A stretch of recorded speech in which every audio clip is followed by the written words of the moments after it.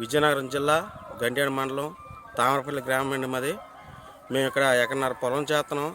తాడిపూడి నుంచి విజయనగరం వెళ్ళే pipe line, municipality pipe line leak అవడం వల్ల నిన్న 2 రోజుల నుంచి మేము కంప్లైంట్ పెట్టాం, కానీ ఎవరు పట్టించుకోలేదు. అదేవిధంగా ఆ 2 రోజుల నుంచి వాటర్ బాగా లీక్ అయ్యి మా ఎకరం పొలంలోకి మొత్తం ఒక దగ్గర మా పక్క రైతులు అందరి పొలం కూడా 3 ఎకరాల దగ్గర తడిసిపోయి మినప చేను వేసామండి. ఈ చేను అంతా మొత్తం తడిసిపోయి నేలపాలు అయిపోయింది. మేము ఏం చేయాలో అర్థం అవ్వట్లేదు. దీనికి మున్సిపాలిటీ వాళ్ళే చేస్తారో లేదంటే గవర్నమెంట్ చేస్తుందో, దీనికి నష్టపరిహారం అనేది ఎవరు భరిస్తారో మరి మేము అడుగుతున్నాం. దీన్ని మినప పంట వేసాను.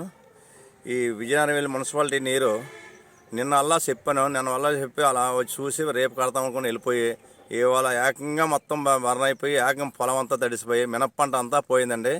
నాకు ఈ నష్టపరిహారం మున్సిపాలిటీ ఇస్తుందో లేకపోతే గవర్నమెంట్ ఇస్తుందో ఏం తెలియదు. నేను కన్నీరు పెట్టుకుని ఏడుచుకుని పొలంలో రాత్రి ఎందుకు కూర్చొని ఉన్నాను. నా పొలం అంతా పోయింది. 4 బస్తాలు మినువులు పండుగలు పొలం అంతా పోయింది. నా నష్టపరిహారం ఎవరు ఇస్తారో నాకు తొందరగా తెలిసిపోతే మరి నా ఆస్తి నేను చేసుకోవాల్సి వచ్చింది. నా పంట అంతా పోయి ఎంత పెట్టుబడి పెట్టాను, నేను అంత పెట్టుబడి అంతా నష్టపోయాను. ఈ ఫస్ట్ గవర్నమెంట్ ఇస్తుందో లేకపోతే మున్సిపాలిటీ ఇస్తుందో నాకు ఏదో ఒకటి చెప్పాలా. లేదంతా నా పరిస్థితి ఏం బాగోలేదు.